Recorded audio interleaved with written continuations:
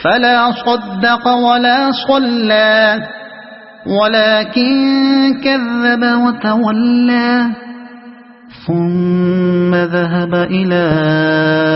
أهله يتمطى أولى لك فأولى ثم أولى لك فأولى. مگر اس نے نہ سچ مانا اور نہ نماز پڑھی، بلکہ جھٹلایا اور پلٹ گیا، پھر اکڑتا ہوا اپنے گھر والوں کی طرف چل دیا. یہ روش تیرے ہی لیے سزاوار ہے اور تجھی کو زیب دیتی ہے. ہاں، یہ روش تیرے ہی لیے سزاوار ہے اور تجھی کو زیب دیتی ہے. چل دیا مطلب یہ ہے کہ جو شخص آخرت کو ماننے کے لیے تیار نہ تھا، اس نے وہ سب کچھ سنا جو اوپر کی آیات میں بیان کیا گیا ہے، مگر پھر بھی وہ اپنے انکار ہی پر اڑا رہا اور یہ آیات سننے کے بعد اکڑتا ہوا اپنے گھر کی طرف چل دیا. مجاہد، قتادہ اور ابن زید کہتے ہیں کہ یہ شخص ابو جہل تھا. آیت کے الفاظ سے بھی یہی ظاہر ہوتا ہے کہ وہ کوئی ایک شخص تھا جس نے سورہ قیامہ کی مذکورہ بالا آیات سننے کے بعد یہ طرز عمل اختیار کیا. اس آیت کے یہ الفاظ کہ اس نے نہ سچ مانا اور نہ نماز پڑھی خاص طور پر توجہ کے مستحق ہیں. ان سے صاف معلوم ہوتا ہے کہ اللہ اور اس کے رسول اور اس کی کتاب کی صداقت تسلیم کرنے کا اولین اور لازمی تقاضا یہ ہے کہ آدمی نماز پڑھے. شریعت الہی کے دوسرے احکام کی تعمیل کی نوبت تو بعد میں ہی آتی ہے، لیکن ایمان کے اقرار کے بعد کچھ زیادہ مدت نہیں گزرتی کہ نماز کا وقت آ جاتا ہے، اور اسی وقت یہ معلوم ہو جاتا ہے کہ آدمی نے زبان سے جس چیز کے ماننے کا اقرار کیا ہے وہ واقعی اس کے دل کی آواز ہے یا محض ایک ہوا ہے جو اس نے چند الفاظ کی شکل میں منہ سے نکال دی ہے. زیب دیتی ہے. مفسرین نے اولا لکا کے متعدد معنی بیان کیے ہیں. تف ہے تجھ پر، ہلاکت ہے تیرے لیے، خرابی یا تباہی یا کمبختی ہے تیرے لیے، لیکن ہمارے نزدیک موقع و محل کے لحاظ سے اس کا مناسب ترین مفہوم وہ ہے جو حافظ ابن کثیر نے اپنی تفسیر میں بیان کیا ہے کہ جب تو اپنے خالق سے کفر کرنے کی جرات کر چکا ہے تو پھر تجھ جیسے آدمی کو یہی چال زیب دیتی ہے جو تو چل رہا ہے. یہ اسی طرح کا تنزیہ کلام ہے جیسے قرآن مجید میں ایک اور جگہ فرمایا گیا ہے کہ دوزخ میں عذاب دیتے ہوئے مجرم انسان سے کہا جائے گا کہ ذق انکا انت العزیز الکریم، یعنی لے چکھ اس کا مزہ، بڑا زبردست عزت دار آدمی ہے تو. سورہ دخان آیت نمبر 49. أَيَحْسَبُ الْإِنسَانُ أَن يُتْرَكَ سُدًى أَلَمْ يَكُ نُطْفَةً مِّن مَّنِيٍّ يُمْنَىٰ ثُمَّ كَانَ عَلَقَةً فَخَلَقَ فَسَوَّىٰ فَجَعَلَ مِنْهُ الزَّوْجَيْنِ الذَّكَرَ وَالْأُنثَىٰ أَلَيْسَ ذَلِكَ بِقَادِرٍ عَلَىٰ أَن يُحْيِيَ الْمَوْتَىٰ. کیا انسان نے یہ سمجھ رکھا ہے کہ وہ یوں ہی مہمل چھوڑ دیا جائے گا؟ کیا وہ ایک حقیر پانی کا نطفہ نہ تھا جو رحم مادر میں ٹپکایا جاتا ہے، پھر وہ ایک لوتھڑا بنا، پھر اللہ نے اس کا جسم بنایا اور اس کے اعضاء درست کیے، پھر اس سے مرد اور عورت کی 2 قسمیں بنائیں. کیا وہ اس پر قادر نہیں ہے کہ مرنے والوں کو پھر سے زندہ کر دے؟ کیا انسان نے اب کلام کو ختم کرتے ہوئے اسی مضمون کا اعادہ کیا جا رہا ہے جس سے کلام کا آغاز کیا گیا تھا، یعنی زندگی بعد موت ضروری بھی ہے اور ممکن بھی. محمل چھوڑ دیا جائے گا. عربی زبان میں ابل صدا اس اونٹ کے لیے بولتے ہیں جو یوں ہی چھوٹا پھر رہا ہو، جدھر چاہے چرتا پھرے، کوئی اس کی نگرانی کرنے والا نہ ہو. اسی معنی میں ہم شتر بے مہار کا لفظ بولتے ہیں. پس آیت کا مطلب یہ ہے کہ کیا انسان نے اپنے آپ کو شتر بے مہار سمجھ رکھا ہے کہ اس کے خالق نے اسے زمین میں غیر ذمہ دار بنا کر چھوڑ دیا ہو، کوئی فرض اس پر عائد نہ ہو، کوئی چیز اس کے لیے ممنوع نہ ہو، اور کوئی وقت ایسا آنے والا نہ ہو جب اس کے اعمال کی باز پرس کی جائے. یہی بات ایک دوسرے مقام پر قرآن مجید میں اس طرح بیان کی گئی ہے کہ قیامت کے روز اللہ تعالیٰ کفار سے فرمائے گا افحسبتم انما خلقناکم عبثا وانکم الینا لا ترجعون، یعنی کیا تم نے یہ سمجھ رکھا تھا کہ ہم نے تمہیں فضول ہی پیدا کیا ہے اور تمہیں کبھی ہماری طرف پلٹ کر نہیں آنا ہے، سورہ المومنون آیت 115۔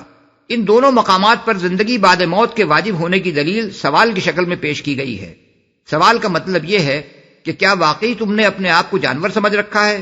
کیا تمہیں اپنے اور جانور میں یہ کھلا فرق نظر نہیں آتا کہ وہ بے اختیار ہے اور تم با اختیار؟ اس کے افعال میں اخلاقی حسن و قبح کا سوال پیدا نہیں ہوتا، اور تمہارے افعال میں یہ سوال لازماً پیدا ہوتا ہے۔ پھر تم نے اپنے متعلق یہ کیسے سمجھ لیا کہ جس طرح جانور غیر ذمہ دار اور غیر جواب دہ ہے، اسی طرح تم بھی ہو؟ جانور کے دوبارہ زندہ کر کے نہ اٹھائے جانے کی معقول وجہ تو سمجھ میں آتی ہے کہ اس نے صرف اپنی جبلت کے لگے بندھے تقاضے پورے کیے ہیں، اپنی عقل سے کام لے کر کوئی فلسفہ تصنیف نہیں کیا، کوئی مذہب ایجاد نہیں کیا، کسی کو معبود نہیں بنایا، نہ خود کسی کا معبود بنا، کوئی کام ایسا نہیں کیا جسے نیک یا بد کہا جا سکتا ہو، کوئی اچھی یا بری سنت جاری نہیں کی جس کے اثرات نسل در نسل چلتے رہیں اور وہ ان پر کسی اجر یا سزا کا مستحق ہو۔ لہذا وہ اگر مر کر فنا ہو جائے تو یہ سمجھ میں آنے کے قابل بات ہے، کیونکہ اس پر اپنے کسی عمل کی ذمہ داری عائد ہی نہیں ہوتی جس کی باز پرس کے لیے اسے دوبارہ زندہ کر کے اٹھانے کی کوئی حاجت ہو۔ لیکن تم حیات بعد موت سے کیسے معاف کیے جا سکتے ہو جبکہ عین اپنی موت کے وقت تک تم ایسے اخلاقی افعال کرتے رہتے ہو جن کے نیک یا بد ہونے اور جزا یا سزا کے مستوجب ہونے کا تمہاری عقل خود حکم لگاتی ہے۔ جس آدمی نے کسی بے گناہ کو قتل کیا اور فوراً ہی اچانک کسی حادثے کا شکار ہو گیا، کیا تمہارے نزدیک اس کو نلوح یعنی اسکاٹ فری چھوٹ جانا چاہیے اور اس ظلم کا بدلہ اسے کبھی نہ ملنا چاہیے جو آدمی دنیا میں کسی ایسے فساد کا بیج بو گیا جس کا خمیازہ اس کے بعد صدیوں تک انسانی نسلیں بھگتتی رہیں؟ کیا تمہاری عقل واقعی اس بات پر مطمئن ہے کہ اسے بھی کسی بھنگے یا ٹڈے کی طرح مر کر فنا ہو جانا چاہیے اور کبھی اٹھ کر اپنے ان کرتوتوں کی جواب دہی نہیں کرنی چاہیے جن کی بدولت ہزاروں لاکھوں انسانوں کی زندگیاں خراب ہوئیں؟ جس آدمی نے عمر بھر حق و انصاف اور خیر و صلاح کے لیے اپنی جان لڑائی ہو اور جیتے جی مصیبتیں ہی بھگتتا رہا ہو، کیا تمہارے خیال میں وہ بھی حشرات الارض ہی کی قسم کی کوئی مخلوق ہے جسے اپنے اس عمل کی جزا پانے کا کوئی حق نہیں ہے؟ پھر سے زندہ کر دے۔ یہ حیات بعد موت کے امکان کی دلیل ہے جہاں تک ان لوگوں کا تعلق ہے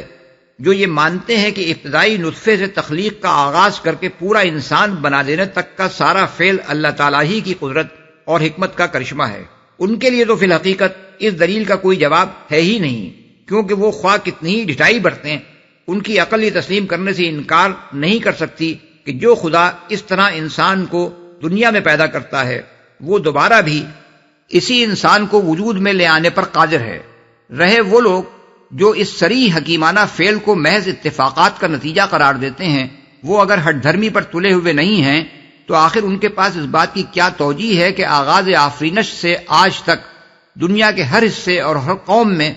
کس طرح ایک ہی نوعیت کے تخلیقی فعل کے نتیجے میں لڑکوں اور لڑکیوں کی پیدائش مسلسل اس تناسب سے ہوتی چلی جا رہی ہے کہ کہیں کسی زمانے میں بھی ایسا نہیں ہوا کہ کسی انسانی آبادی میں صرف لڑکے یا صرف لڑکیاں ہی پیدا ہوتی چلی جائیں اور آئندہ اس کی نسل چلنے کا کوئی امکان باقی نہ رہے؟ کیا یہ بھی اتفاقاً ہی ہوئے چلا جا رہا ہے؟ اتنا بڑا دعویٰ کرنے کے لیے آدمی کو کم از کم اتنا بے شرم ہونا چاہیے کہ اٹھ کر بے تکلف ایک روز یہ دعویٰ کر بیٹھے کہ لندن اور نیو یارک، ماسکو اور پیکنگ اتفاقاً آپ سے آپ بن گئے ہیں۔ متعدد روایات سے معلوم ہوتا ہے کہ رسول اللہ صلی اللہ علیہ وسلم جب اس آیت کو پڑھتے تھے تو اللہ تعالیٰ کے اس سوال کے جواب میں کبھی بلا یعنی کیوں نہیں، کبھی سبحانک اللہم فبلا یعنی پاک ہے تیری ذات خداوندہ کیوں نہیں، اور کبھی سبحانک فبلا یا سبحانک وبلا فرمایا کرتے تھے۔ ابن جریر، ابن ابی حاتم، ابو داؤد میں حضرت ابو ہریرہ سے روایت ہے کہ حضور صلی اللہ علیہ وسلم نے فرمایا جب تم سورہ 3 میں آیت الیس اللہ باحکم الحاکمین یعنی کیا اللہ سب حاکموں سے بڑا حاکم نہیں ہے پڑھو تو کہو بلا وانا علی ذلک من الشاہدین یعنی کیوں نہیں میں اس پر گواہی دینے والوں میں سے ہوں، اور جب سورہ قیامہ کی یہ آیت پڑھو تو کہو بلا، اور جب سورہ مرسلات کی آیت فبأی حدیث بعدہ یؤمنون یعنی اس قرآن کے بعد یہ لوگ اور کس بات پر ایمان لائیں گے پڑھو تو کہو آمنا باللہ یعنی ہم اللہ پر ایمان لائے۔ اسی مضمون کی روایات امام احمد، ترمذی، ابن المنذر، ابن مردویہ، بیہقی اور حاکم نے بھی نقل کی ہیں۔